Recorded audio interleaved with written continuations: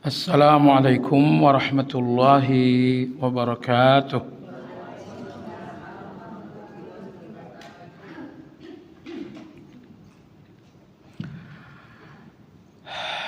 Alhamdulillah alladzi bi ni'matihi tatimmu shalihat. Nahmaduhu wa nasta'inuhu wa nastaghfiruh. ونعوذ بالله من شرور أنفسنا ومن سيئات أعمالنا من يهد الله فلا مضل له ومن يضلل فلا هادي له وأشهد أن لا إله إلا الله وحده لا شريك له وأشهد أن محمدا عبده ورسوله لا نبي بعده اللهم صل وسلم على محمد وعلى آله وأصحابه ومن اهتدى بهديه إلى يوم الدين.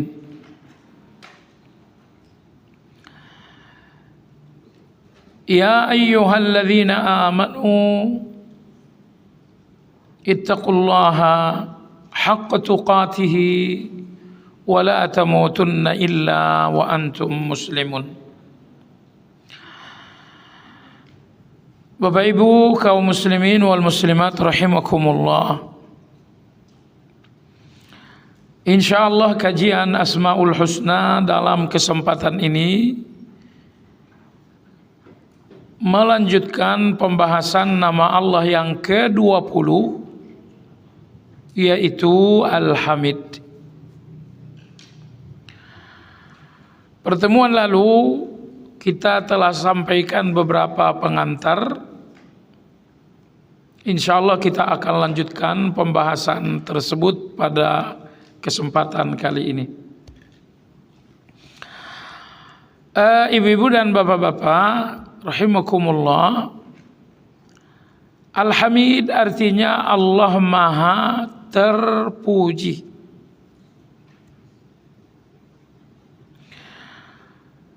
Al-Hamid ini nama Allah yang sangat luas, karena semua nama-nama Allah yang lain kembali kepada Al-Hamid. Misalnya ketika Anda mengatakan Allah itu Ar-Rahman, bukankah Ar-Rahman itu pujian bagi Allah? Misalnya ketika Anda mengatakan Allah itu Ar-Razzaq, Maha memberi rezeki, bukankah itu pujian bagi Allah?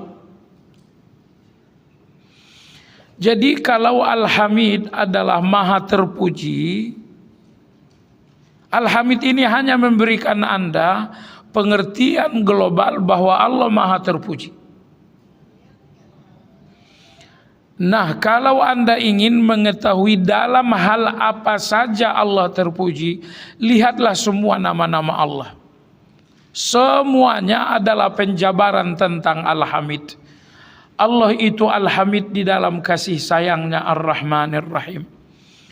Allah itu Al-Hamid terpuji dalam kekuasaannya Al-Malik. Allah Subhanahu wa taala Al-Hamid terpuji di dalam rezekinya Ar-Razzaq. Allah Subhanahu wa taala Al-Hamid terpuji dalam kemahasuciannya Al-Quddus. Allah Subhanahu wa taala Al-Hamid terpuji dalam pemberiannya Al-Wahhab. Allah Subhanahu wa taala Al-Hamid terpuji dalam ilmunya Al-Alim. Allah Subhanahu wa taala Al-Hamid terpuji dalam keagungannya Al-Azim.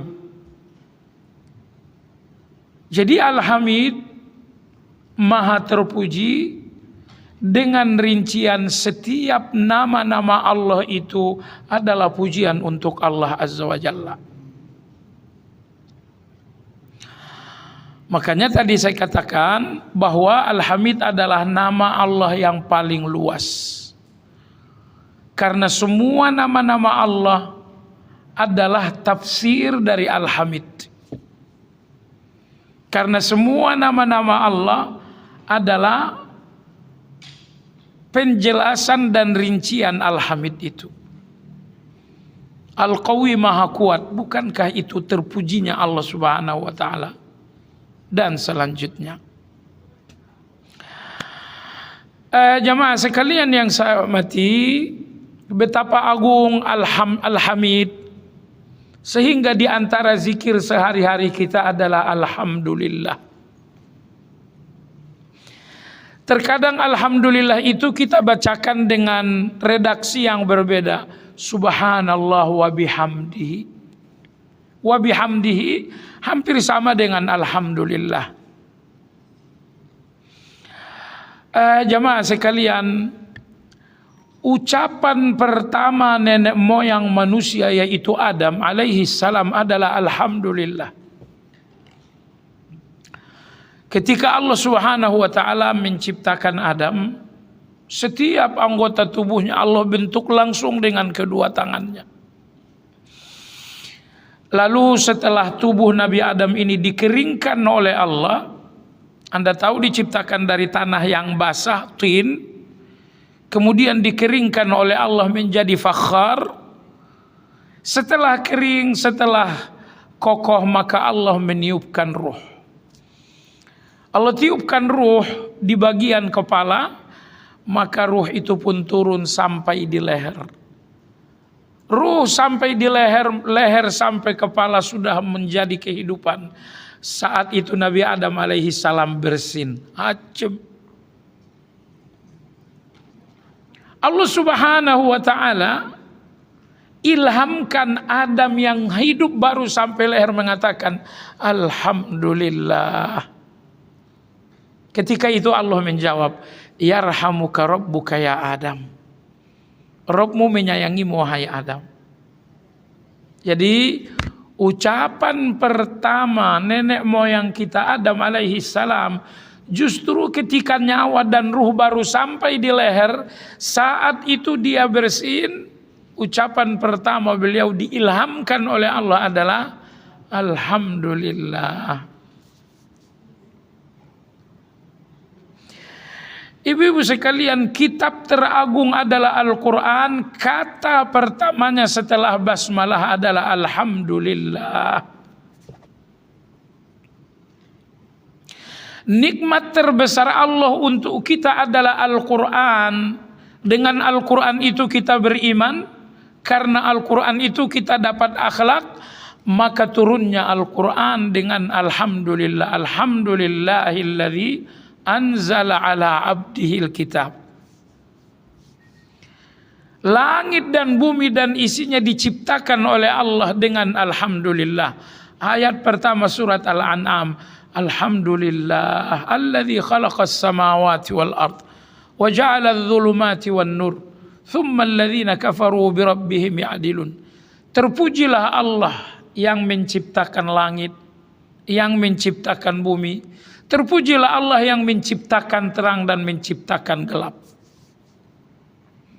Karena terpuji Allah dalam ciptaan langit, bumi, terpuji Allah dalam ciptaan terang dan gelap, berarti tidak ada sedikit pun salahnya dalam penciptaan langit itu. Berarti tidak sedikit pun ada salahnya dalam penciptaan bumi. Maka tidak ada sedikit pun salahnya penciptaan terang dan gelap. Karena Allah memuji dirinya dalam penciptaan keempat hal ini. Jemaah sekalian yang saya hormati, sampailah manusia nanti di hari akhirat.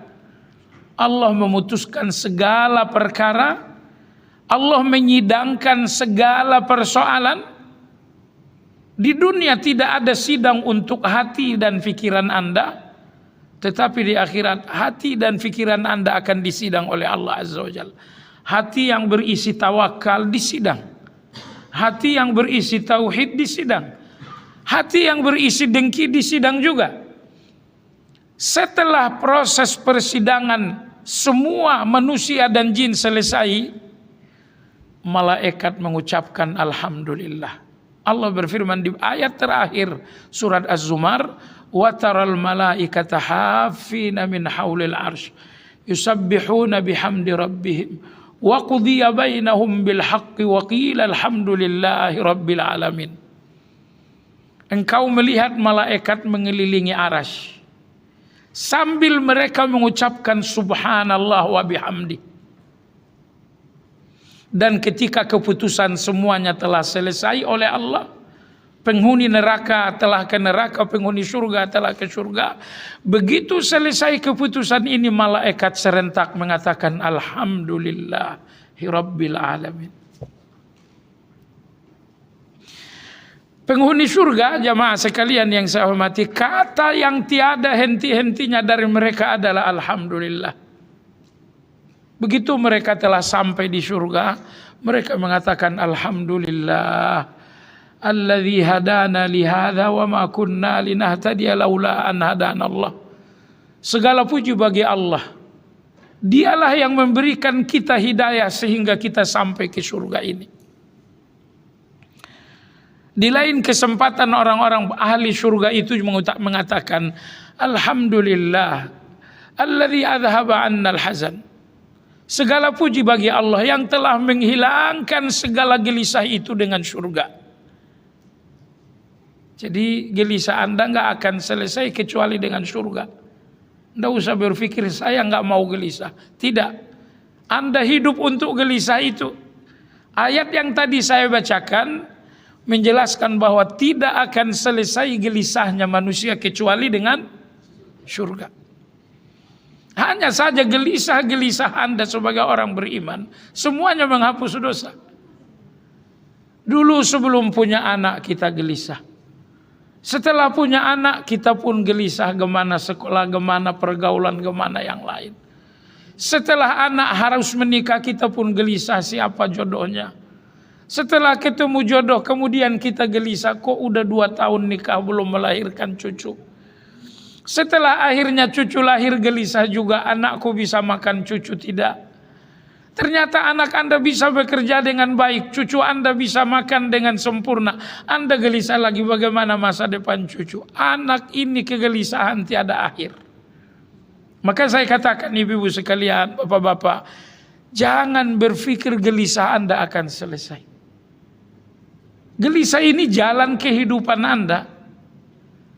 Gelisah Anda ini saya katakan sekali lagi tidak akan selesai kecuali dengan surga. Oleh sebab itu Imam Ahmad rahimahullah beliau pernah ditanya, wahai Imam, mata ar-rahah?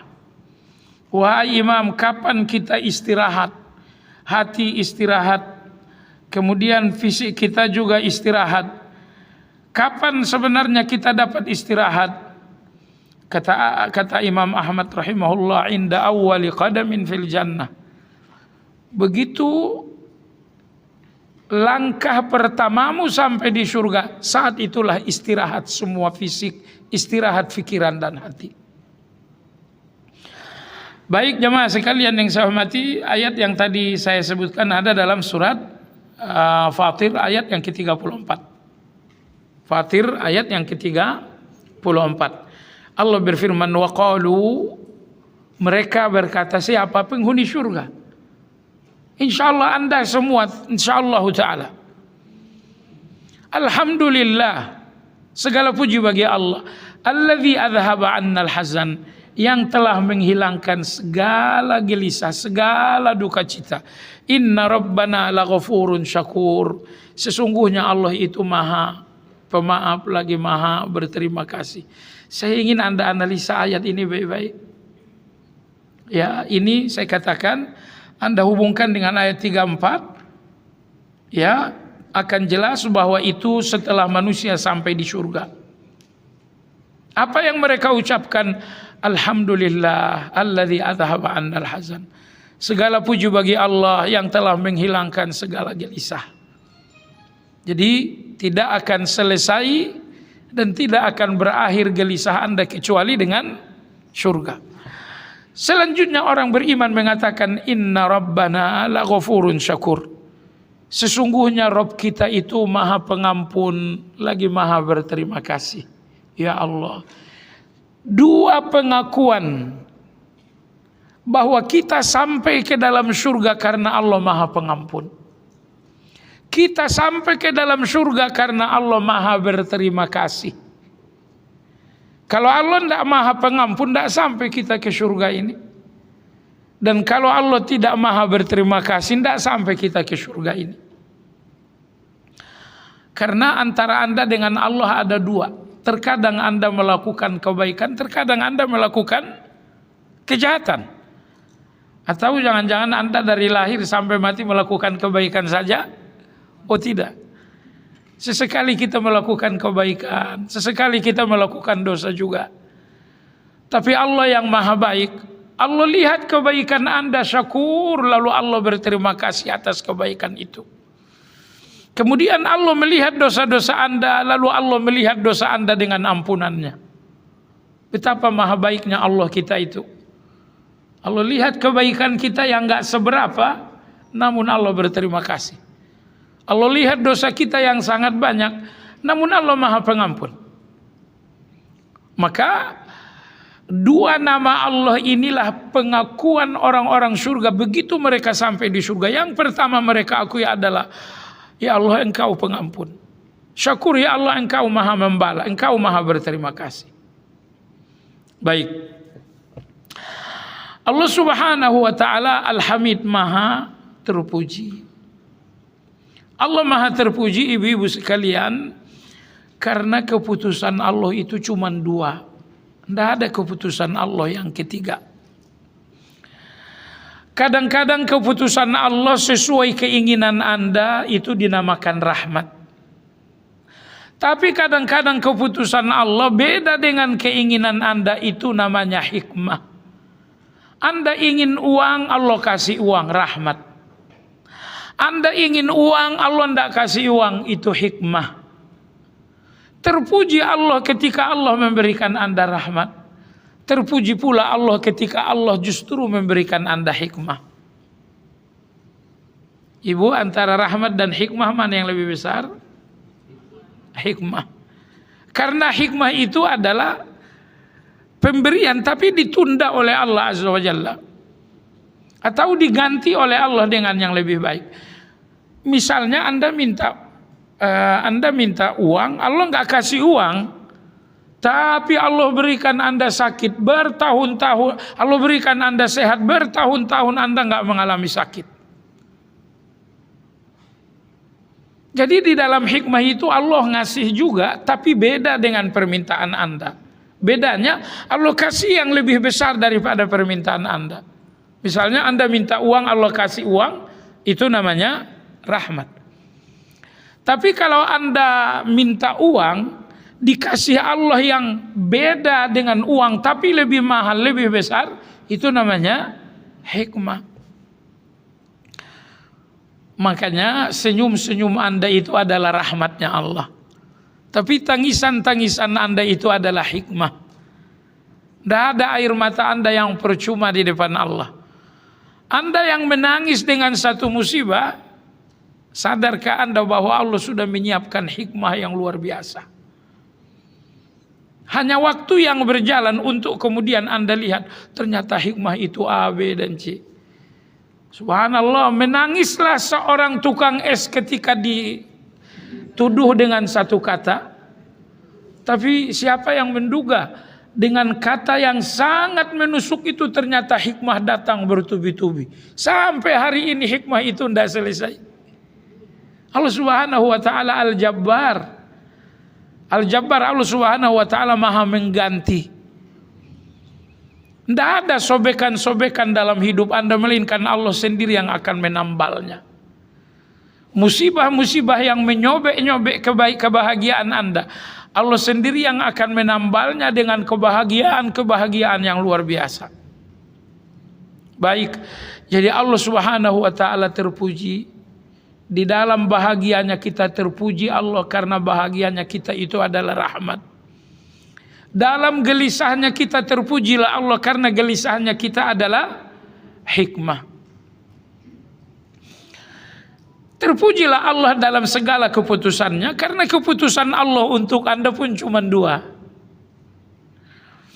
Terkadang keputusan Allah itu adalah fadlun, sebuah karunia, tapi kadang-kadang keputusan Allah itu adalah adlun, sebuah keadilan. Orang yang berbuat baik berbalas baik, itu adalah karunia. Tapi orang yang berbuat jahat itu dihukum oleh Allah, itu adalah keadilan. Seorang yang berbuat dosa dihukum oleh Allah. Bukankah hukuman Allah ini keadilan? Kalau memang ini keadilan, berarti Allah terpuji. Misalnya seseorang gak henti-hentinya makan riba, akhirnya rumahnya terbakar. Itu hukuman Allah bukan? Hukuman Allah. Oke. Ini hukuman Allah adil atau tidak? Adil. Kalau memang ini adil, terpujilah Allah dengan keadilan itu. Dan hukuman ini datang, sifatnya keadilan, tujuannya adalah menghapus dosa. Jadi Allah ingin menyelamatkan Anda di akhirat, tapi taubat, istighfar dan kebaikan Anda tidak cukup untuk menghapus dosa. Sehingga Allah menghukum dosa Anda agar dosa itu benar-benar hilang, agar dosa itu benar-benar terhapus. Jadi maka oleh sebab itu, hukuman-hukuman Allah atas kesalahan kita adalah keadilannya Allah. Jadi entah apalah hukuman Allah untuk kita, kalau memang itu keadilan, berarti terpujilah Allah Subhanahu wa taala.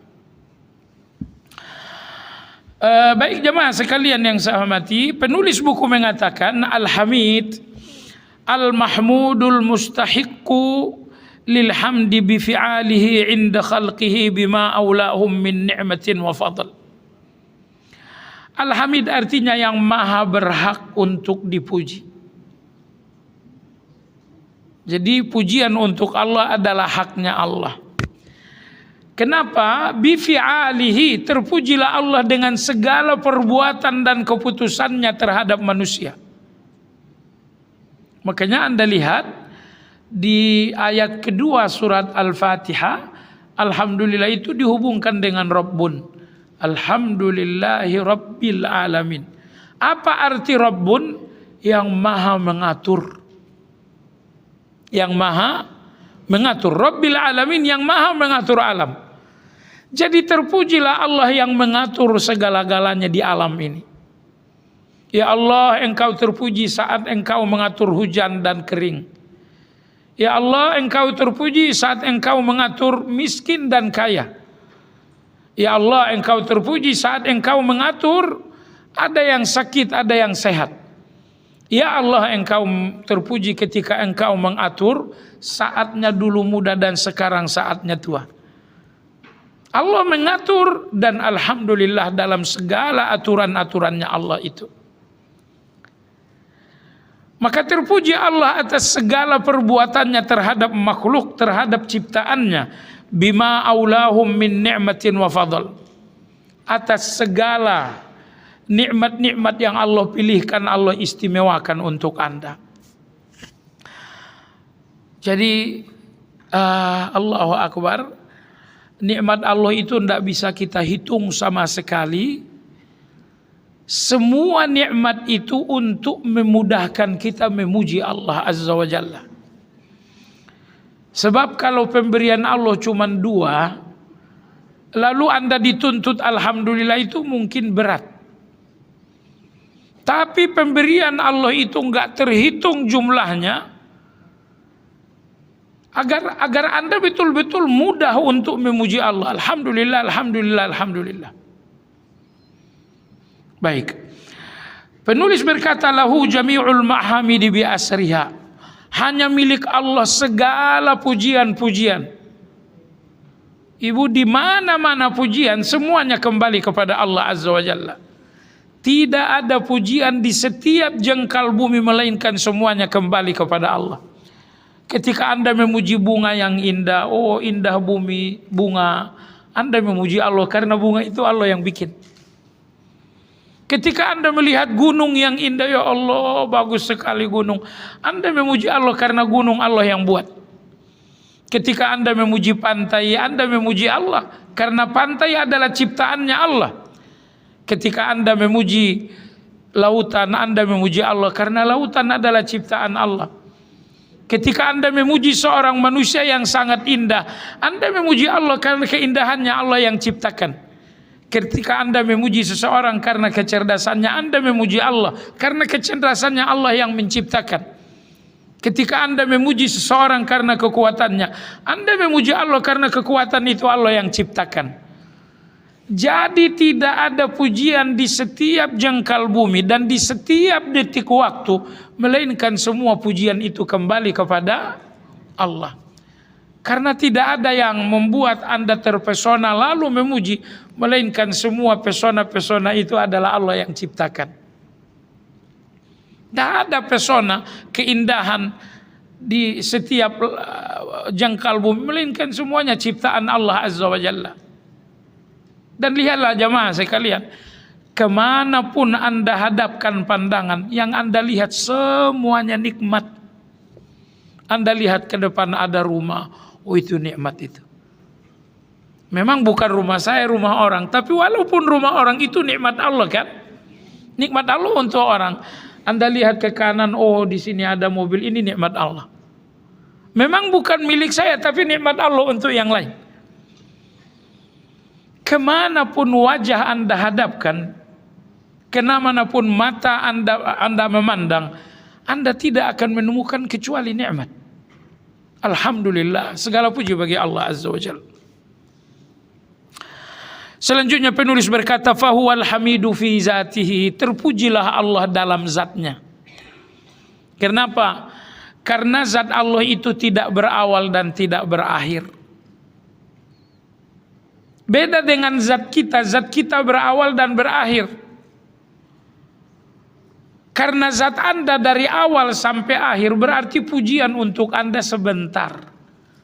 Antara awal Anda dan akhir Anda berapa lama? Anggaplah 80 tahun, berarti hanya 80 tahun Anda dipuji. Tapi Allah itu tiada berawal, tiada berakhir, berarti pujian untuk Allah nggak akan berakhir sama sekali. Pujian untuk Anda berawal dengan kelahiran dan berujung dengan kematian kan? Tapi pujian untuk Allah tidak mengenal awal, tidak mengenal akhir. Kenapa? Tidak ada awal dan akhir yang membatasi pujian untuk Allah. Karena Allah itu nggak punya awal. Allah itu pun nggak berujung pada sebuah akhir. Adapun Anda, Masya Allah, Anda memang dipuji, tapi pujian untuk Anda nggak lebih dari batas usia. Usia Anda 80 tahunlah Anda dipuji. Tapi Allah itu Azza wa Jalla tiada berawal, tiada berakhir. Maka pujian tanpa batas waktu hanyalah untuk Allah Azza wa Jalla. Terpuji zat Allah karena zat Allah itu tidak beranak dan tidak beranak dan tidak diperanakkan. Lam yalid wa lam yulad. Terpuji zat Allah karena zat Allah itu sepenuhnya kesempurnaan. Lihatlah zat Anda ini saat lahir lemah, tidak ada yang terpuji. Matanya tidak nampak indah, mulutnya nggak nampak indah, bicaranya pun tidak mampu, tangan kakinya pun nggak bisa apa-apa. Berjalan waktu perlahan-lahan Allah berikan kekuatan, mulailah nampak keindahan. Mata Anda mulai nampak indah, pintar Anda mulai nampak indah. Lalu perlahan-lahan Anda pun dipuji. Tapi sampailah Anda di usia tua, pintar yang dipuji perlahan-lahan menjadi pikun, tidak lagi dipuji. Kuat yang dipuji perlahan-lahan Anda lemah, tidak lagi dipuji. Wajah yang tadinya dipuji karena tua termakan usia, Anda tidak lagi dipuji. Jadi pujian untuk Anda itu sebentar saja. Di usia 50 tahun udah berkurang pujian untuk kita. Orang dibayar muji kita pun orang udah nggak mau. Tetapi Allah Azza wa Jalla, zat Allah adalah zat yang sempurna. Zat Allah ini tidak lahir, tidak datang dari kelahiran. Seandainya Allah itu beranak diperanakkan, berarti Allah punya saat lemah kelahiran, punya saat lemah, yaitu tua. Karena semua yang lahir ada masa muda, ada masa tua. Tetapi Allah tidak dilahirkan, maka tidak ada muda bagi Allah, tidak ada tua bagi Allah Azza wa Jalla. Sempurna zat Allah Subhanahu wa ta'ala. Wa sifatihi, sempurnalah segala sifat-sifat Allah. Tidak ada sifat tercela bagi Allah. Semua sifat Allah itu adalah terpuji. Dialah Ar-Rahman yang penyayang, dialah Al-Haqqu yang maha benar, dialah An-Nasir yang maha menolong, dialah Al-Wali yang maha melindungi, dialah Ar-Rafiq yang maha lembut, dialah Allah Al-Wasi yang maha luas pemberian-pemberiannya. Tidak ada satupun sifat buruk pada Allah. Semua sifat Allah itu terpuji. Maka terpuji Allah dalam segala sifat-sifatnya. Wa ala af'alihi, terpuji Allah dalam segala perbuatannya. Tidak ada perbuatan Allah yang salah. Tidak ada perbuatan Allah yang salah. Ketika misalnya Allah ciptakan iblis, apakah itu salah? Tidak. Allah ciptakan iblis, apakah itu salah? Oh tidak. Kenapa? Allahu Akbar. Keburukan, kalau di dalamnya ada hikmah yang lebih besar dari keburukan, Allah akan datangkan keburukan itu. Saya ulangi, satu keburukan, kalau di dalamnya ada hikmah yang lebih besar daripada keburukan itu, Allah akan datangkan keburukan. Tujuan Allah bukan keburukannya, tapi hikmahnya. Makanya kalau Anda bertanya, kenapa lah Allah ciptakan si iblis itu? Iblis ini menyesatkan, iblis ini keburukan. Jawabannya agar Anda tahu bahwa Allah Al-Hakim, Maha Hakim, Maha Hikmah. Seburuk-buruknya makhluk Allah ciptakan kalau di dalamnya ada hikmah yang besar.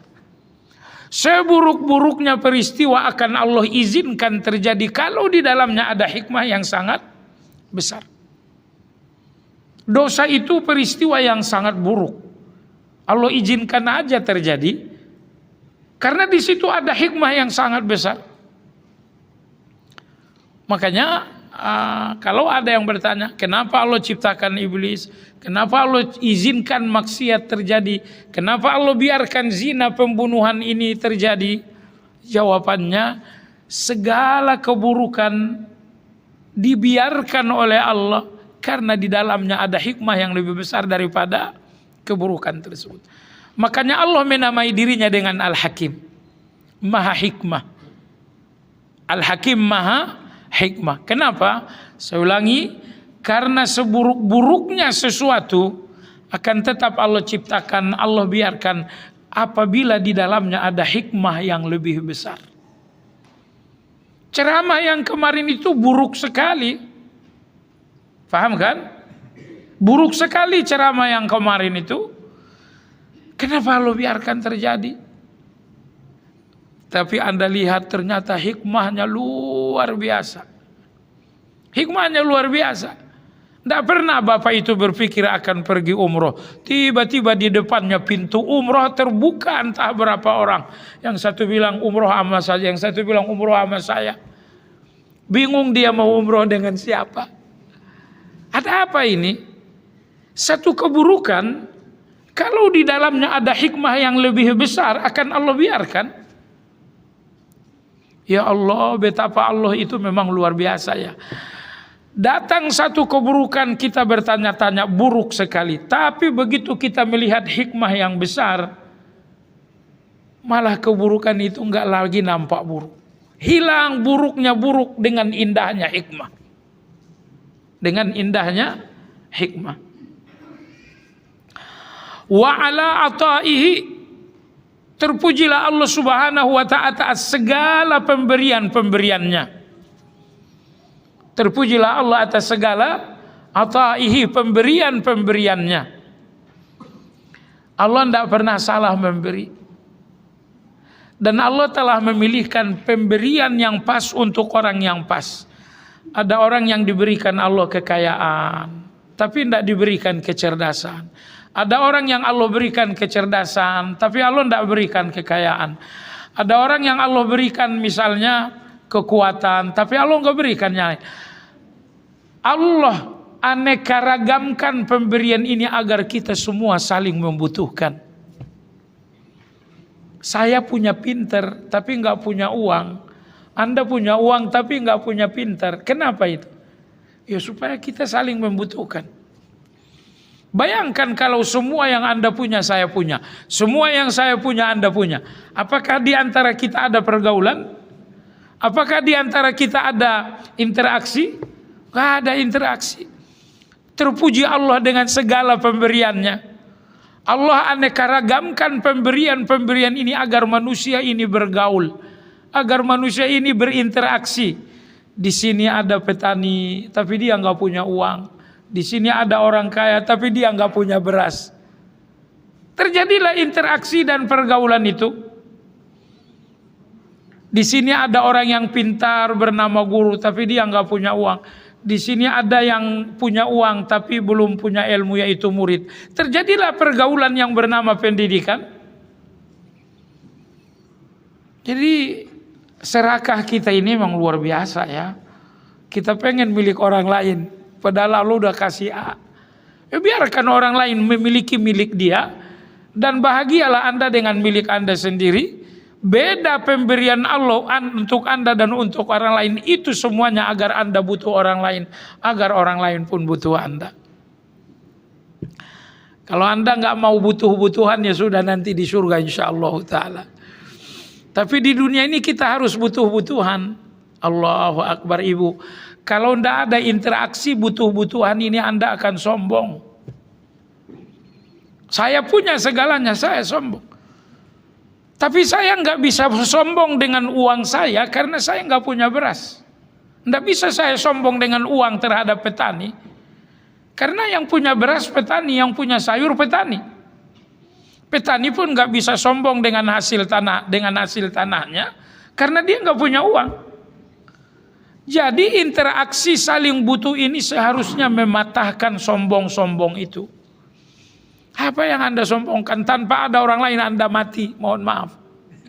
Tidak ada orang lain Anda mati. Ya Anda nggak bisa hidup seorang diri dengan apa yang Anda miliki. Jadi Masya Allah jamaah sekalian yang saya hormati, jangan salah ya. Orang yang ngajak Anda bicara itu nikmat luar biasa. Saya yakin itu di media sosial sekitar 2 tahun lalu seorang bapak duda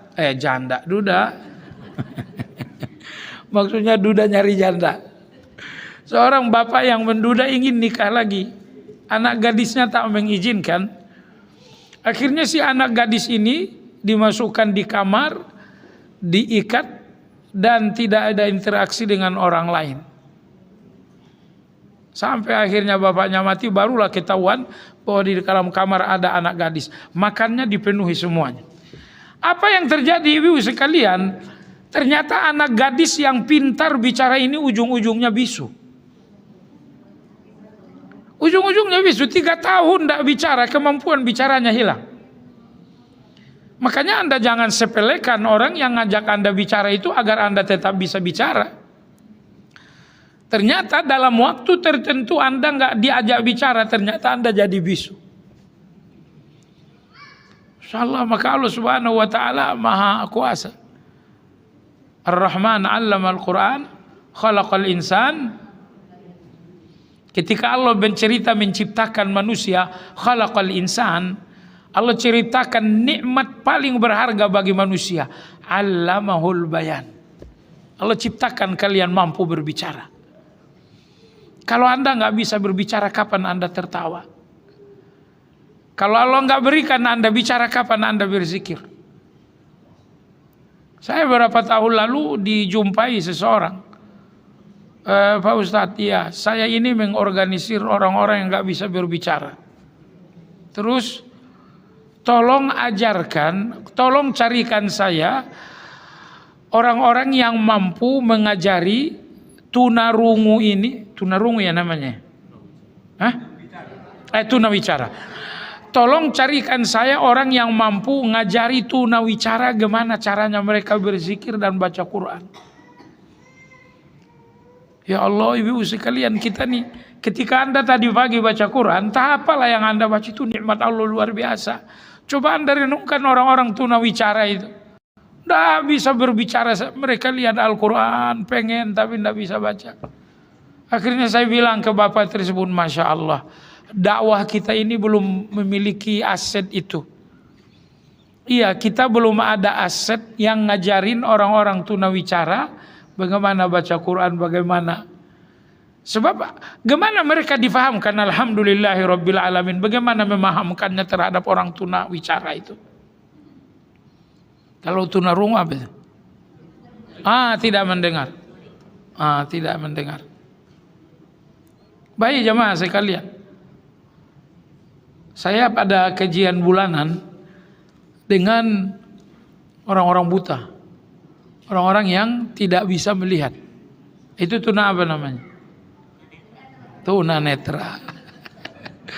Saya harus SD lagi belajar bahasa Indonesia. Baik jemaah sekalian, kalau saya lihat mereka datang, duduk, mendengar itu, ya Allah, nikmat Allah luar biasa buat kita semuanya. Baiklah jemaah sekalian, wa ala ataihi, dan terpujilah Allah atas segala pemberiannya. Penulis mengatakan walhamduna wa'an, pujian terhadap Allah itu ada dua. Pertama, hamdun ala ihsanihi ta'ala, terpujilah Allah atas segala kebaikannya. Dan yang kedua, terpujilah Allah atas segala kesempurnaannya. Nah itu ya. Jadi Anda tahu betapa sempurnanya Allah, di situ Allah terpuji. Betapa indahnya Allah. Allah maha memberi, terpuji. Dan ternyata pemberian Allah itu ada pada Anda, terpuji lagi. Allah maha penyayang, terpujilah Allah. Ternyata kasih sayang Allah itu ada pada Anda, terpuji lagi. Terpujilah Allah subhanahu wa ta'ala yang maha kaya. Ternyata kekayaan Allah itu ada sebagian pada Anda, terpuji lagi Allah. Jadi terpuji Allah karena sifat-sifatnya yang sangat indah. Dan terpujilah Allah karena dari Allah Anda dapatkan pemberian yang sangat luar biasa. Kadang-kadang kita memuji orang karena kemampuannya, tapi kita nggak dapat apa-apa dari kemampuan itu. Misalnya ada seorang anak, cerdas sekali, usia misalnya 10 tahun hafal Al-Quran. Kita pun memuji, ya Allah, ini anak pintar sekali, pintar sekali. Anda memuji anak ini karena sifatnya, tapi Anda sendiri nggak dapat keuntungan dari anak ini kan? Ini namanya Anda memuji anak ini karena sifatnya yang luar biasa. Walau Anda tidak dapat keuntungan apa-apa dari sifat anak itu. Tetapi Allah Azza wa Jalla, Anda memuji Allah karena sifatnya yang baik. Nomor dua, kita memuji Allah karena kebaikannya ada di setiap detik usia kita. Ya, terpujilah Allah atas kebaikannya untuk kita, dan terpujilah Allah atas segala sifat-sifat sempurnanya Allah Subhanahu wa taala. Baik, berikutnya ibu-ibu sekalian yang saya hormati, apa saja sikap-sikap ibadah sehubungan dengan nama Allah Al-Hamid? Yang pertama ibu sekalian, Allahu wahdahu alladhi yuhmadu fis sarra'i wad dharra wasyiddati warraqa, lahul hamdu kulluhu wa ala kulli hal, li'annahu hakimun la yajri fi af'alihi al-khata. Penulis mengatakan, terpujilah Allah Subhanahu wa taala atas segala keadaan. Terpujilah Allah atas keadaan-keadaan baik kita. Tapi terpuji pula Allah atas keadaan-keadaan buruk kita. Terpuji Allah dalam saat sempit kita, terpuji Allah dalam saat lapang kita. Kenapa? Karena tidak ada satu kesalahan pun dalam keputusan Allah untuk kita. Saat kita sempit, terpuji Allah. Tapi saat kita lapang, terpuji Allah Azza wa Jalla. Saat kita sarra, saat kita dalam keadaan baik, terpuji Allah. Dalam keadaan sehat. Tapi saat kita sedang sakit, terpuji pula Allah Subhanahu wa ta'ala. Kenapa? Jawabannya karena sakit dan sehat, sempit dan lapang, di situ nggak ada kesalahan sama sekali. Di situ tidak ada kesalahan. Jamaah sekalian, sakit Anda itu bagi Anda kesalahan? Oh enggak ada kesalahan di dalam.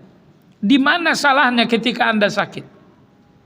Pertama, sakit ini membersihkan hati Anda. Karena orang yang sedang sakit, dalam hatinya enggak ada sombong sama sekali. Nomor 2, dengan sakit ini terhapus dosa-dosa Anda. Nomor 3, dengan sakit ini naiklah derajat Anda. Nomor 4, dengan sakit ini Anda dapatkan pintu yang bernama pintu sabar. Jadi kalau Anda mau membaca hikmah dalam keadaan buruk, kesimpulannya keadaan buruk Anda apapun bentuknya nggak salah. Keadaan buruk Anda apapun bentuknya tidak salah. Tapi kalau Anda mau membaca hikmah,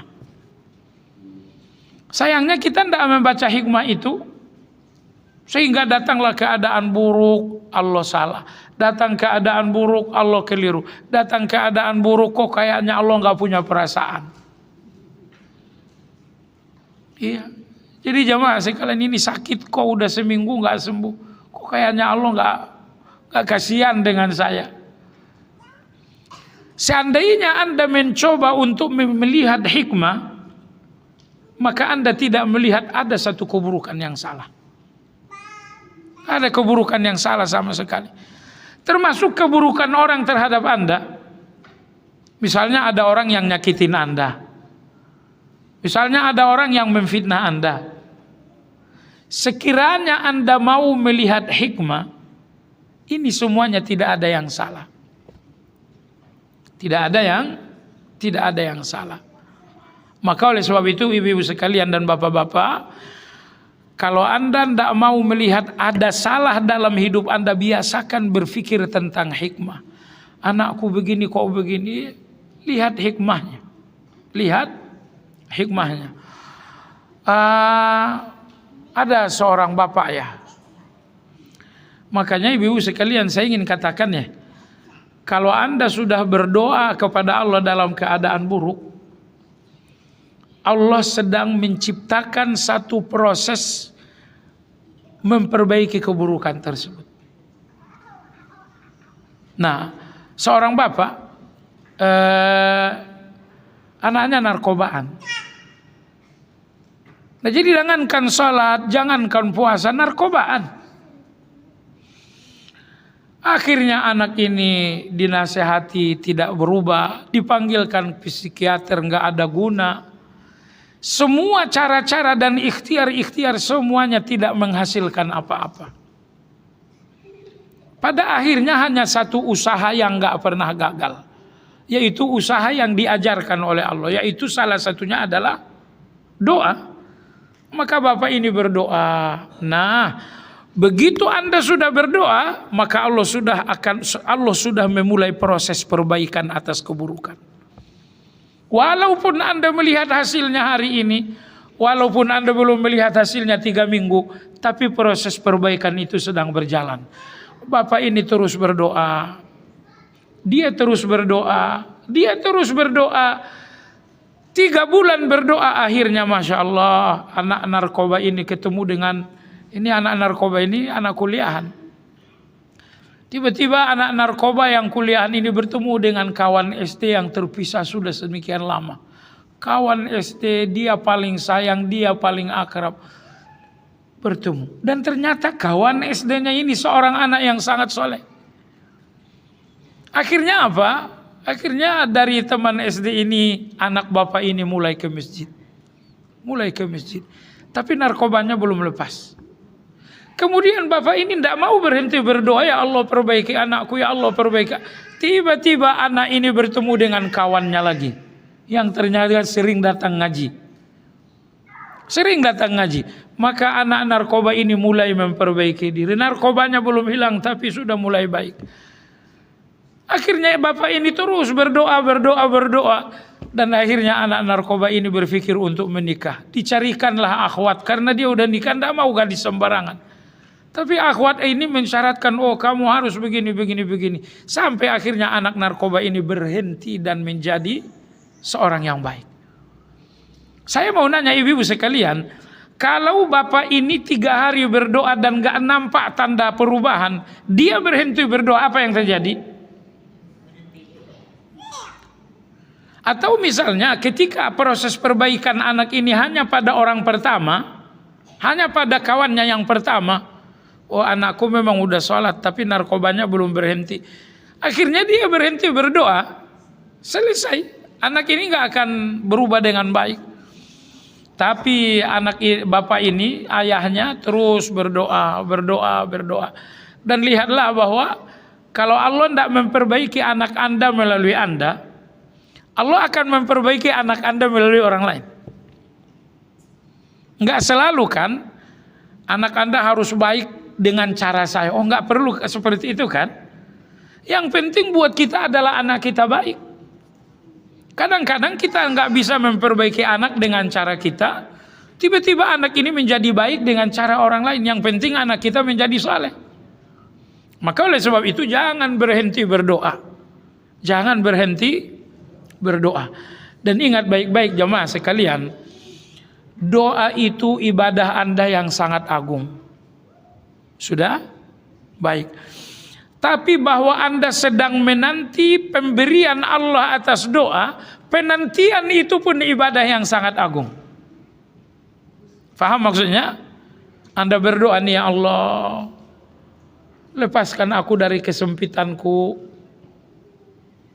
lepaskan aku dari kesulitanku. Doa Anda ini ibadah yang luar biasa kan? Nah, lalu Anda 2, 3 hari, 4 hari berdoa, Allah belum juga melepaskan kesulitan Anda. Tapi sepanjang Anda terus menerus berdoa, itu artinya Anda sedang menunggu pemberian Allah. Cuman Anda menunggu pemberian Allah dengan doa. Maka saya katakan, doa Anda adalah ibadah yang sangat agung. Penantian Anda Allah memberi itu juga sangat agung sekali. Misalnya setahun Allah baru ngasih, setahun ini penantian pemberian Allah ini ibadah yang luar biasa juga. Jadi kalau sekiranya doa Anda simsalabim, Anda berdoa jam 1 lewat 2 menit semuanya dikabulkan oleh Allah, Anda mendapatkan satu ibadah yang agung dan Anda nggak dapatkan keagungan yang kedua. Padahal mestinya Anda dapatkan keagungan menanti pemberian Allah. Oh, Masya Allah. Dan yang menanti pemberian Allah ini ibadah hanya untuk orang-orang yang berdoa. Ibu, orang yang nggak berdoa, dikatakankah dia sedang menanti pemberian Allah? Enggak. Dia nggak minta kok. Dia nggak minta, dia nggak berdoa, maka dia nggak bisa dikatakan ini orang yang sedang menunggu pemberian Allah, nggak bisa. Tapi Anda yang sedang berdoa dan hasilnya belum nampak, kalau nampak hasil belum nampak, berarti Anda yang sedang berdoa dinamakan orang yang sedang menunggu pemberian Allah. Jadi saya sedang nungguin Allah ini. Iya, nunggu pemberiannya, nunggu pertolongannya. Makanya salah satu nama Allah adalah Ar-Rafiq. Ar-Rafiq, apa itu Ar-Rafiq? Allah maha bertahap. Allah tidak pernah terburu-buru. Betapapun Anda tergesa-gesa, namun Allah tidak akan terburu-buru. Karena apa? Karena nama Allah Ar-Rafiq artinya bahwa Allah maha tidak pernah terburu-buru. Baik. Poin yang kedua, pelajar ibadah yang kedua, jamaah sekalian, kamalu hamdihi yujibu an la yunsaba ilaihi syururun wala su'un wala naqsun wala fi asma'ihi wala fi af'alihi wala fi sifatihi. Penulis berkata, oleh karena Allah itu Al-Hamid, maha terpuji, maka jangan hubung-hubungkan keburukan dengan Allah. tidak boleh menghubungkan keburukan dengan, tidak boleh menghubungkan keburukan dengan Allah. Nah, entah apalah keburukan gitu ya. Keburukannya apa? Sakit. Anda nggak boleh mengatakan sakitku ini karena Allah. Nggak boleh. Apa keadaanmu? Keadaan saya hutang piutang. Oh, ini hutang piutang ini karena Allah. Nggak boleh. Semua keadaan buruk, baik keadaan buruk secara takdir ataupun keadaan buruk secara syar'i. Misalnya pelacuran, itu keadaan buruk secara syar'i kan? Anda nggak boleh mengatakan ini pelacuran ini memang Allah izinkan terjadi. Oh jangan. Terjadi pembunuhan ini memang karena Allah bisa terjadi. Nggak boleh. Anda tahu kenapa? Kenapa keburukan tidak boleh dihubungkan dengan Allah? Jawabannya, karena tujuan Allah dalam keburukan itu adalah hikmah. Maka keburukannya nggak boleh dihubungkan dengan Allah. Ini terjadi keburukan, misalnya ada seseorang yang sakit. Anda kan nggak boleh mengatakan orang ini sakit karena Allah. Boleh nggak dikatakan demikian? Nggak boleh. Kenapa? Karena tujuan Allah dengan sakit ini adalah hikmah. Sakit ini bukan tujuan Allah. Tujuan Allah adalah hikmahnya sakit. Maka kalau Anda akan hubungkan dengan Allah, hubungkan hikmahnya. Jangan hubungkan peristiwanya. Kenapa tidak boleh? Karena sakit, hutang piutang, keadaan-keadaan buruk. Itu bukan tujuan Allah. Tujuan Allah adalah hikmah. Hubungkan dengan Allah apa yang menjadi tujuan Allah, yaitu hikmah. Dan jangan hubungkan dengan Allah apa yang bukan tujuan Allah, yaitu keburukan tersebut. Jadi Anda jangan mengatakan, oh ini banjir bandang ini karena Allah ini. Ini banjir bandang, rumah orang rubuh, banyak orang kesusahan, ini karena Allah. Oh, ini banjir bandang ini memang keburukan. Dan Allah memang mengizinkannya. Tapi ketika Anda ingin menggelari Allah, jangan gelari Allah dengan keadaan buruk ini. Keadaan buruk karena Anda. Karena keadaan buruk ini bukan tujuannya Allah. Tujuannya Allah adalah hikmah. Maka hubungkan dengan Allah hikmah tersebut. Ini banjir bandang, iya, di dalamnya ada hikmah Allah. Itu bagus. Di sini ada lokalisasi, iya. Karena Allah enggak. Di sini ada hikmahnya Allah Subhanahu wa taala. Makanya di dalam salah satu sabdanya Nabi kita sallallahu alaihi wasallam bersabda, "Al khairu kulluhu fi yadaik wasyarru laisa ilaik." Ya Allah, segala kebaikan itu ada padamu, namun segala keburukan itu tidak ada dalam dirimu. Semua kebaikan ada pada Allah. Kenapa? Nyatanya memang begitu. Kebaikan apapun semuanya dari Allah Azza wa Jalla. Seseorang ngasih Anda uang 2 miliar. Itu yang ngasih dia uang siapa? Allah. Yang memilih Anda siapa? Allah juga. Bisa aja kan uang ini dikasihkan kepada orang lain. Allah nggak memilih Anda untuk 2 miliar itu. Tapi Allah kasihkan orang ini uang miliar, lalu Allah membuatnya memilih Anda. Jadi semua kebaikan itu dari Allah Azza wa Jalla. Ketika seorang dokter misalnya berikhtiar dan akhirnya sakit Anda sembuh, bukankah itu dari Allah? Iya. Karena yang memberi petunjuk kepada dokter melakukan diagnosa dengan tepat, siapa yang ngasih petunjuk? Allah. Bayangkan kalau dokter mengatakan, oh ini sakit perut, ini asam lambung, padahal misalnya empedu.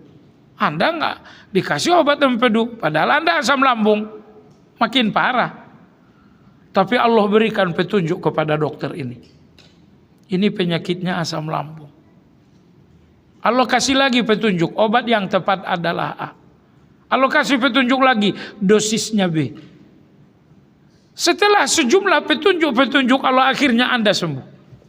Jangan berpikir ada kebaikan yang tidak dari Allah. Al khairu kulluhu biyadaik.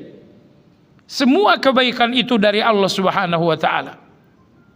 Wasyarru laisa ilaik, dan tidak ada satupun keburukan yang datang dari Allah.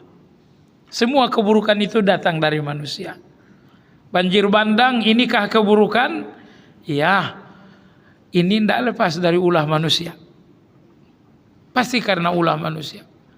Allah sendiri ada hikmah di dalam. Baiklah, jemaah sekalian yang saya hormati, la fi asma'ihi wala fi af'alihi wala fi sifatihi.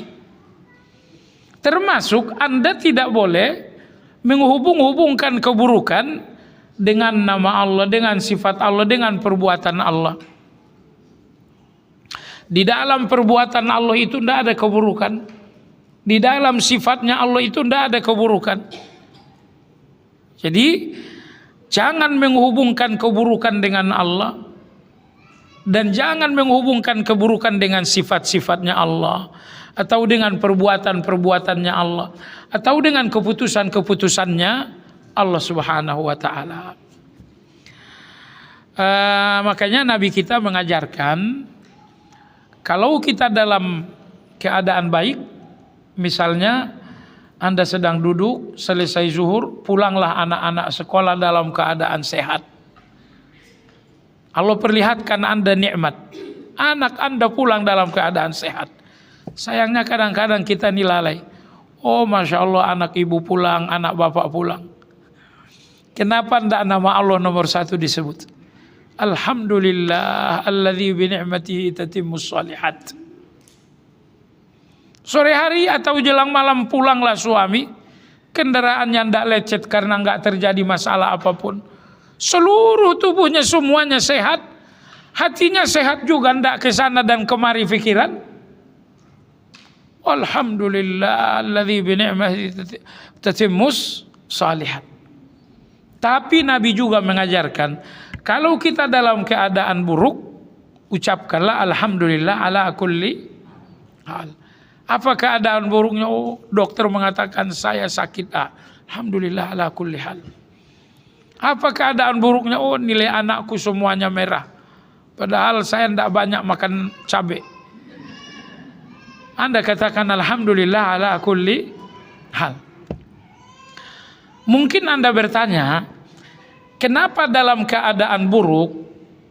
Saya ulangi, kenapa dalam keadaan buruk Islam menganjurkan Anda tetap mengucapkan alhamdulillah? Apa alhamdulillahnya tadi kalau keadaan buruk? Alhamdulillah ala kulli hal. Pertanyaan, kenapa agama ini menuntut Anda mengucapkan alhamdulillah justru dengan keadaan yang buruk? Jawabannya, agar hati Anda menjadi lapang dengan keadaan buruk itu. Keadaan buruk dengan hati yang lapang, dia akan menjadi kecil. Tapi keadaan buruk yang kecil dengan hati yang sempit, dia akan menjadi besar. Dia akan menjadi besar. Ada orang sakit, sakitnya biasa aja, tapi rasa-rasanya lebih berbahaya daripada kanker. Sakitnya biasa, cuman pilek aja. Tapi begitu dia keluhkan pilek itu, kayaknya warta beritanya dia kalau ngaji, kalau ketemu, kalau WhatsAppan itu cuman sakit pilek itu aja yang jadi bicara. Maka jemaah sekalian, agama ini indah sekali ya. Agama ini indah sekali. Seburuk-buruknya keadaan Anda, agama mengatakan ucapkan alhamdulillah. Kenapa? Alasannya ada dua. Alasan pertama, alhamdulillah Anda dengan keadaan yang buruk, ini akan membuat Anda menjadi lapang dada. Dan kalau Anda telah lapang dada dengan keadaan yang buruk, insya Allah keadaan buruk itu bukan buruk lagi bagi Anda. Gimana keadaanmu? Alhamdulillah. Seburuk-buruknya keadaan, tapi Anda melihatnya dengan alhamdulillah. Ini keadaan buruk ini enggak menyiksa hati Anda, walaupun menyiksa kantong Anda. Oh, dompet Anda mungkin teriak dengan keadaan buruk ini, tapi hati Anda lapang. Kadang-kadang saya berpikir begini, ibu-ibu sekalian, Kalau sakit kita itu sakit di fisik, tapi hati Anda sehat, mungkin Anda nyaris tak merasakan sakit fisik ini. Tapi kalau sakit fisik itu disertai dengan hati yang sakit, oh itu sakit fisik itu sakitnya luar biasa. Begitu juga dengan keadaan-keadaan buruk Anda. Banyak keadaan buruk sesungguhnya biasa aja, tapi rasanya kok berat banget ya karena kamu nggak lapang dada. Makanya agama mengajarkan kalau berada dalam situasi yang tidak baik, ucapkan alhamdulillah. Alasan pertamanya apa? Agar hati Anda menjadi lapang menerima keadaan itu. Alasan yang kedua apa? Alasan yang kedua, alhamdulillah ini menyadarkan Anda bahwa masih banyak nikmat yang lain. Memang sakit ini keadaan buruknya Anda, tapi kan di balik itu masih ada nikmat. Nah, kalau kita melihat nikmat yang banyak, kita akan melihat masalah ini menjadi kecil. Anda lihat nikmat Allah banyak, ternyata masalah saya kecil. Anda lihat nikmat Allah besar, Anda akan lihat masalah Anda kecil. Makanya jemaah sekalian yang saya hormati, dua hal inilah yang membuat hati Anda sempit dengan keadaan buruk. Pertama, hati Anda nggak lapang. Nomor dua, Anda nggak banyak melihat nikmat. Makanya Anda dituntut mengucapkan alhamdulillah untuk keadaan buruk, agar hati Anda menjadi lapang. Kemudian agar dengan alhamdulillah itu Anda sadar bahwa ada nikmat A, ada nikmat B, ternyata ada nikmat 100, ada nikmat 2000. Kita kalau kadang-kadang nggak banyak ngucapin alhamdulillah, kita nggak sadar dengan nikmat itu. Subhanallah, ada satu ucapan, satu nasihat ya. Satu nasihat dari Imam Sufyan Ats-Tsauri. Imam Sufyan Ats-Tsauri. Beliau hidup di generasi tabi'in. Berarti gurunya adalah sahabat. Imam Sufyan Ats-Tsauri rahimahullah beliau mengatakan, tidak dinamakan seseorang faham Islam, tidak juga dinamakan mengenal Allah sebelum ia melihat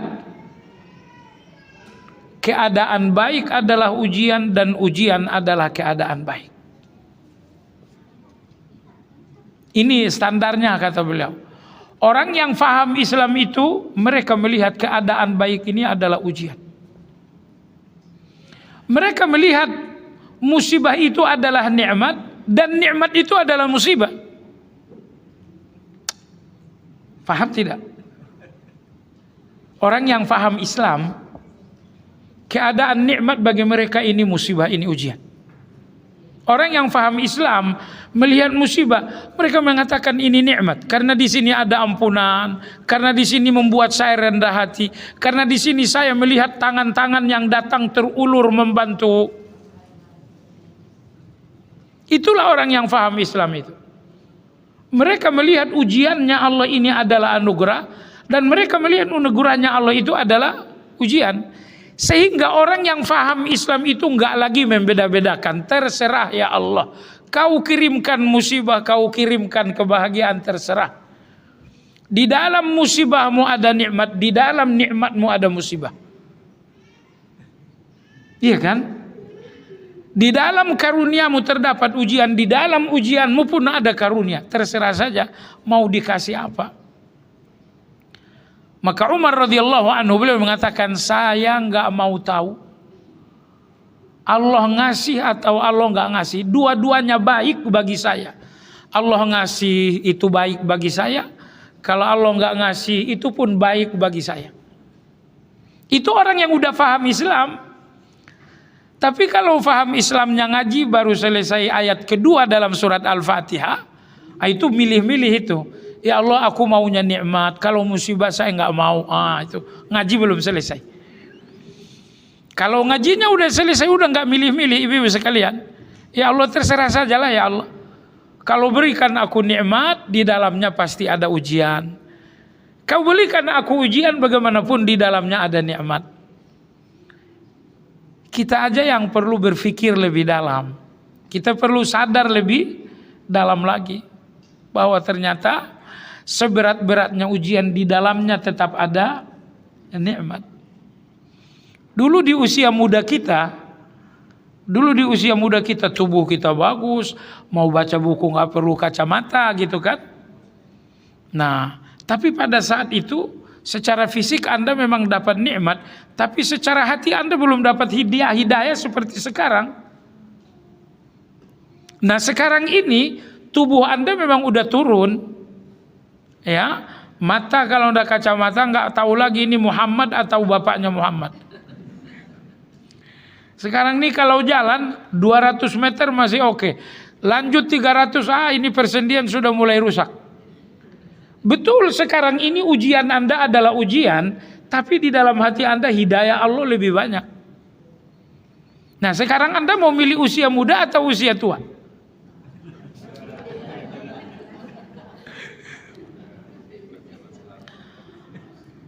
Iya, di usia muda apa sih? Tubuh saya semuanya sehat. Apa sih? Di usia muda ada ayah saya, ada ibu saya, ada tante, ada nenek, ada kakek. Itulah usia muda Anda. Tapi di usia muda Anda kesadaran beragama Anda nggak ada. Sekarang ini orang tua Anda udah sampai di usia tua, orang tua Anda udah nggak ada, apalagi nenek kakek udah nggak ada. Tubuh Anda pun sudah banyak yang sakit-sakitan. Beberapa baut sudah mulai lepas.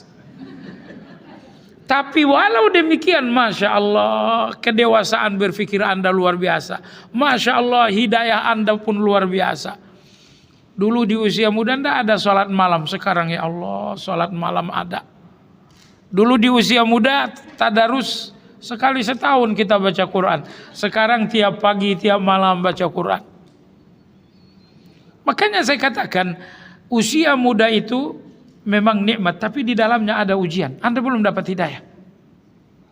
Usia tua Anda ini memang ujian, tapi di dalamnya ada nikmat, karena di sana ada hidayah. Maka Umar mengatakan, masa bodoh Allah mau ngasih apa? Allah kasih usia muda, di dalamnya ada ujian. Allah kasih usia tua, di dalamnya ada nikmat. Betapa Allah itu maha baik. Allah nggak pernah memberikan Anda ujian 100%, nggak pernah itu, sama sekali nggak pernah. Maka di dalam ujian-ujiannya Allah tetap ada nikmat, dan di dalam nikmat-nikmat dari Allah tetap ada ujian. Wah, pasangan kamu bagus sekali, cakep, emang bagus, tubuhnya bagus, kulitnya bagus, hidungnya bagus, sayang tuh, tetap ada sayangnya. Tetap ada sayangnya. Anda tanya kepada yang lain, ya Allah pasanganmu gitu amat? Betul, kulitnya begitu, hidungnya begitu, matanya begitu, rambutnya begitu, tapi Masya Allah jangan main-main. Begini. Itulah Allah Azza wa Jalla. Jadi kadang-kadang pasangan kita, fisiknya adalah pujian, fisiknya adalah nikmat, tapi sifatnya adalah ujian. Iya kan? Tapi sebagian pasangan itu fisiknya yang ujian, sifatnya justru nikmat. Jarang-jarang ketemu orang fisiknya nikmat, sifatnya nikmat, jarang-jarang itu. Adanya juga seperti itu. Sebagian pasangan fisiknya memang nikmat, tapi sifatnya harus sering baca innalillah gitu. Kalau lihat fisiknya begini, alhamdulillah, tapi giliran sifatnya innalillah. Sebagian orang begitu, iya kan? Ada satu riwayat ya, sahih atau tidaknya diperdebatkan di kalangan ulama. Ada orang Badawi, tempur dengan istrinya super cerewet. Bukan cuma cerewet, Masya Allah, nggak kuat di rumah. Saya pergi dulu ke rumah Umar bin Khattab, minta pendapat lah, ini istri kayaknya luar biasa banget. Akhirnya Badawi ini sampai di depan Umar bin Khattab. Justru yang terdengar adalah ada penggorengan melayang. Istrinya Amirul Mukminin sedang marah, entah apa yang dibanting. Umar diam aja. Kata Badawi ini, kalau di rumah sih cuman mulut aja yang cerewet. Di sini mulut cerewet pakai main banting.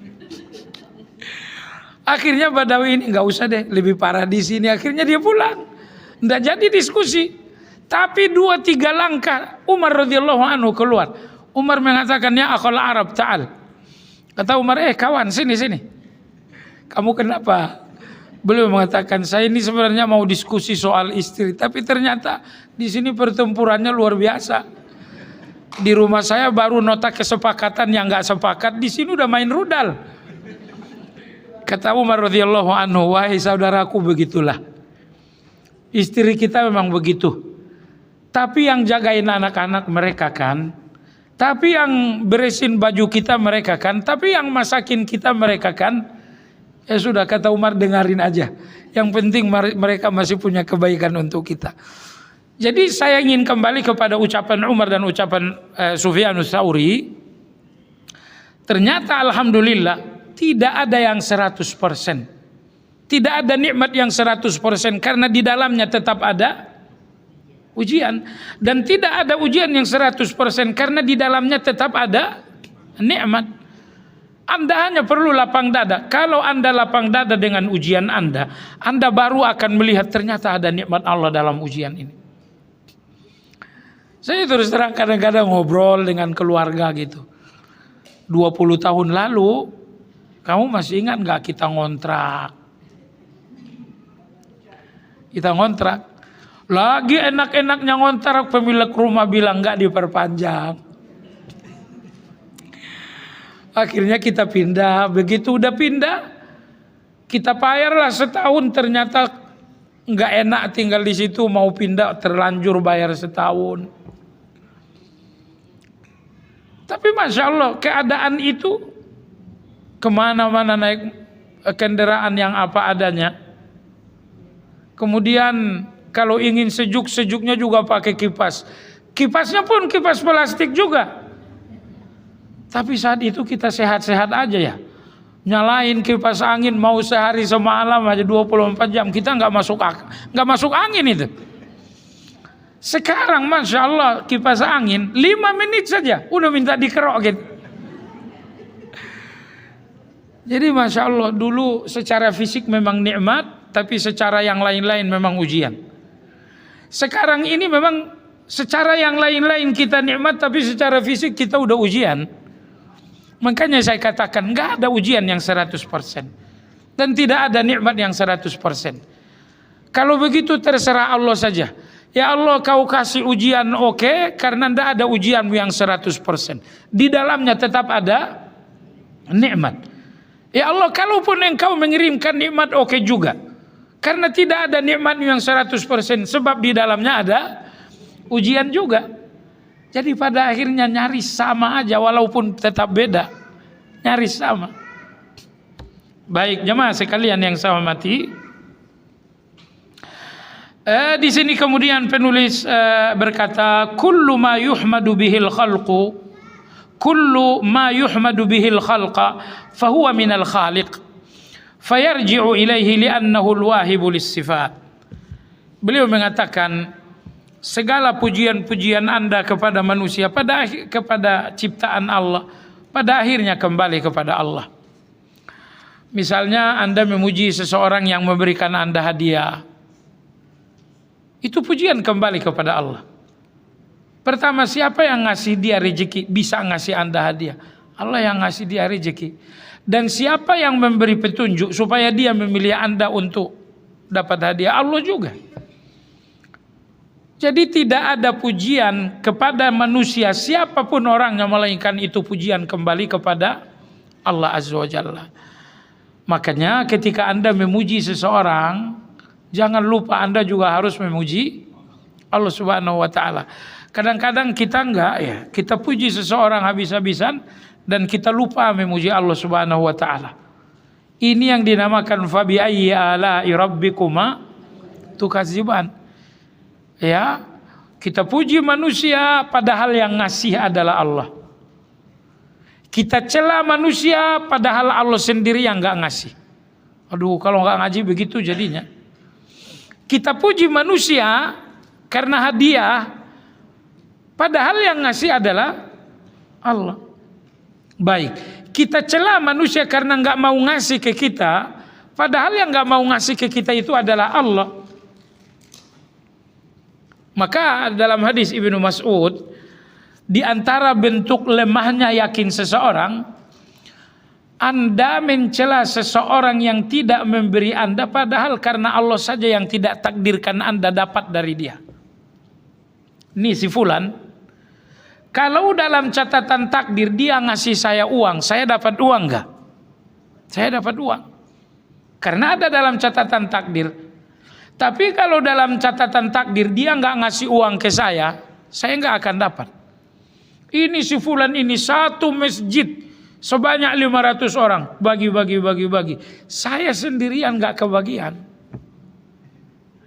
Kenapa Anda nggak kebagian? Memang nggak ada dalam catatan takdir nama Anda. Baik, wajarkah Anda benci kepada dia? Padahal karena dalam catatan dia nggak ngasih Anda karena memang nama Anda nggak tercatat dalam takdirnya Allah. Maka oleh sebab itu tidak boleh mencela seseorang karena nggak ngasih Anda, karena sejatinya Allah lah yang nggak ngasih. Allah nggak mau ngasih Anda melalui orang ini. Itu Allah tidak ngasih Anda melalui orang ini, lalu Anda caci orang ini, boleh nggak? Nggak boleh. Nggak boleh. Kenapa? Karena bahasanya yang tepat begitu. Kalau kamu nggak dapat apa-apa dari dia, itu artinya Allah nggak ngasih kamu melalui dia. Intinya Allah nggak ngasih kamu melalui dia. Masa dianya yang Anda serang, lalu sampai rumah ceting entah berapa banyak itu. Nggak nyangka kalau kamu setega ini. Waduh, Masya Allah, Anda mencela orang ini, padahal Allah saja yang nggak mau ngasih Anda melalui dia. Baik, jemaah sekalian yang saya hormati, di sini kemudian penulis mengatakan, lil hamdi fadlun kabirun bi an jaa fi awwali kitabillah. Zikir alhamdulillah ini memiliki keagungan yang luar biasa.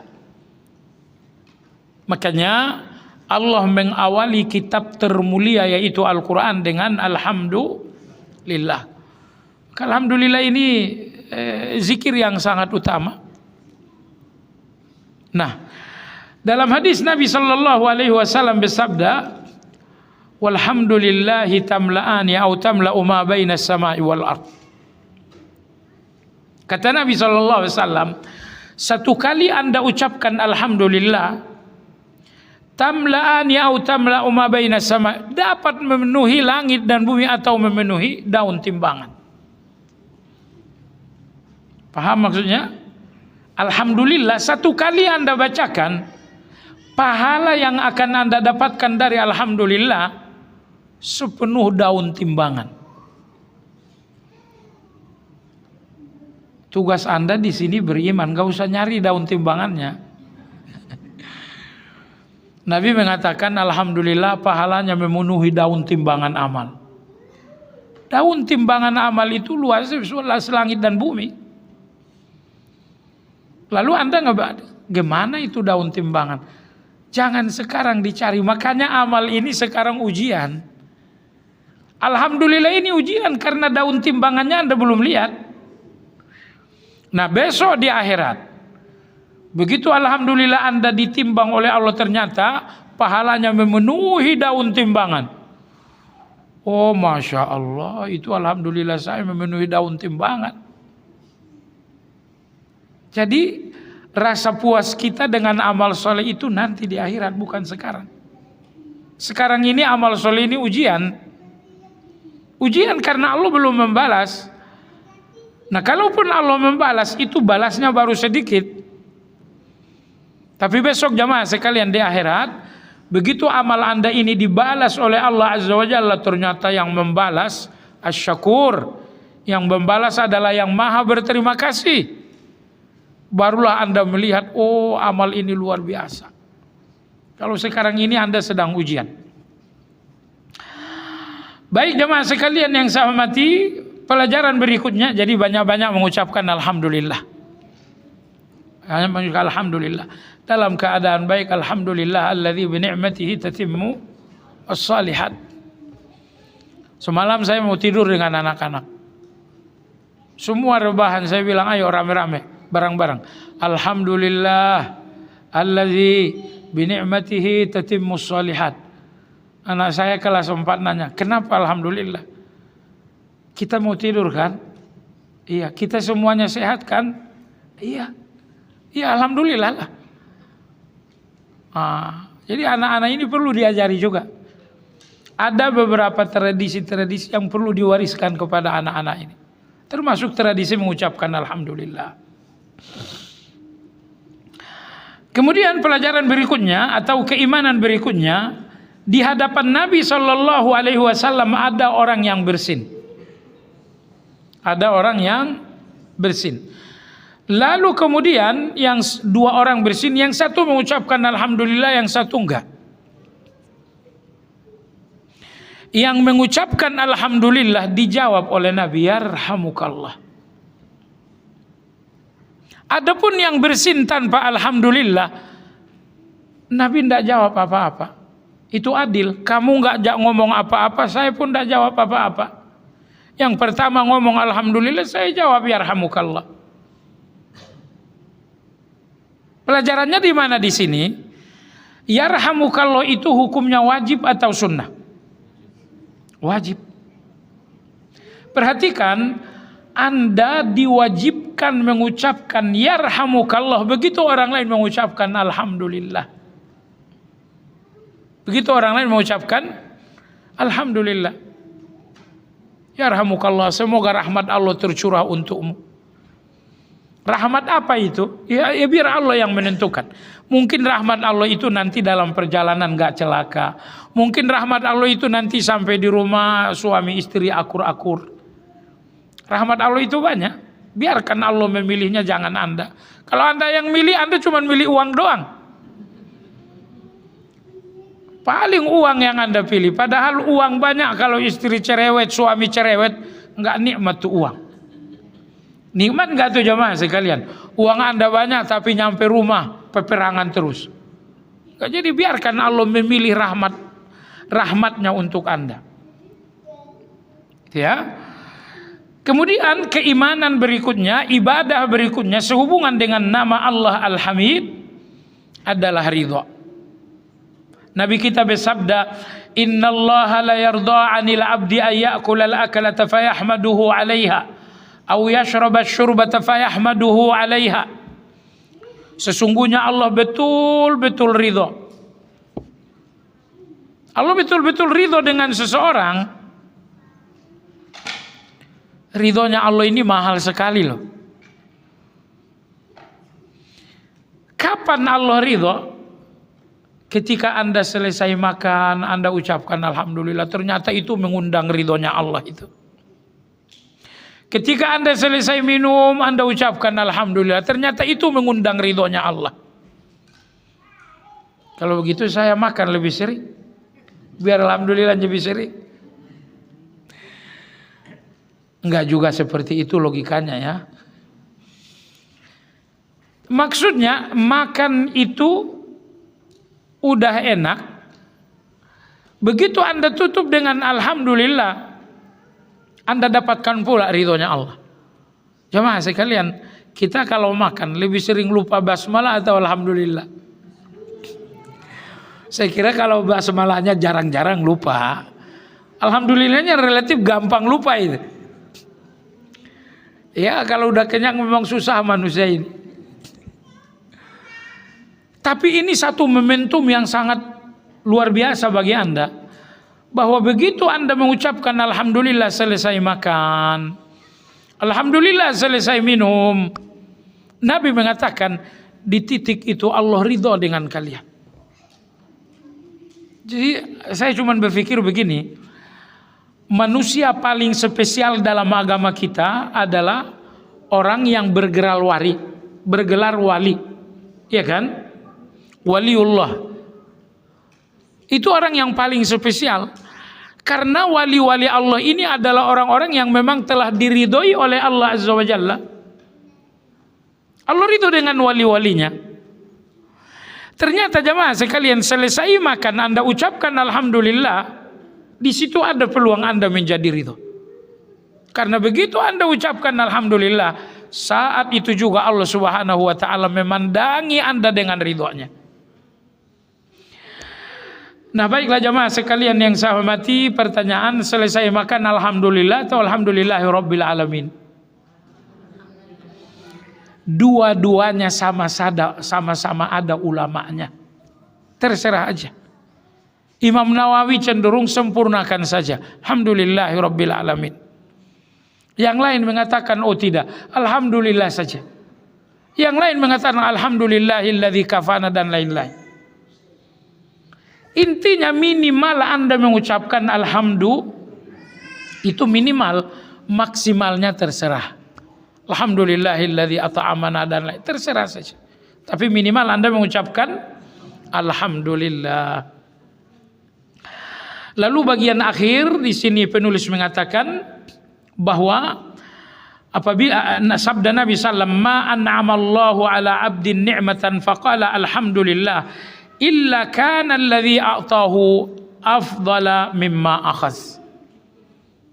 Kata Nabi kita, apabila Allah memberikan Anda nikmat lalu Anda mengucapkan alhamdulillah, mana yang terbaik? Nikmat yang Anda terima atau alhamdulillah yang Anda ucap?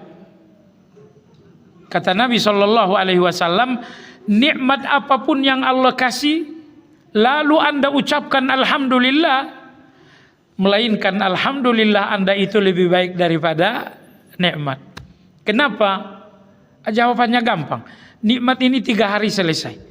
Alhamdulillah ini akan kembali Anda temukan nanti di akhirat. Tentu apa yang abadi lebih baik daripada apa yang singkat. Makanya dalam surat Al-Kahfi Allah berfirman, al-mal wal banun zinatul hayat wal baqiyatus shalihat. Jadi ketika Allah bicara hartamu, anak-anakmu, perhiasan doang. Sementara salatmu, zikirmu, tilawahmu, baqiyat itu akan abadi. Perhiasan, tidak ada orang yang perhias selama-lamanya, nggak ada. Perhiasan itu sebentar.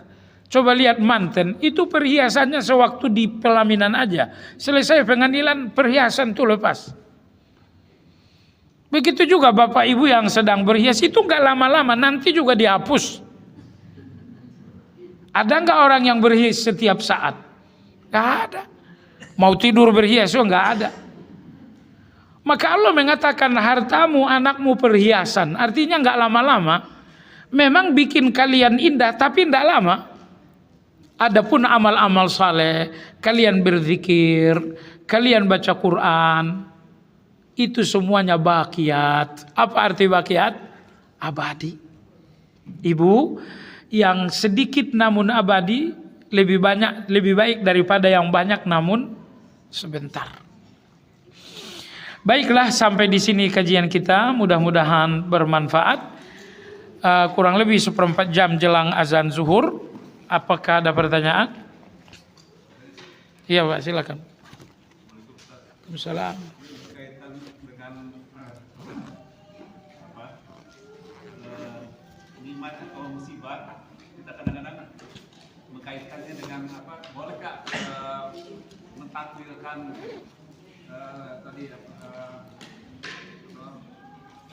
mentakdirkan daripada rahmatnya itu apa gitu? Kita menjadi musibah, ternyata di balik itu hikmahnya apa gitu? Mentakdirkan sendiri atau ada gimana? Terus yang kedua, bagaimana caranya memuji kepada seseorang, kepada manusia? Kadang-kadang kita kan ada hadis mengatakan bahwa jika orang-orang memuji, lemparlah dengan pasir gitu kan. Bagaimana?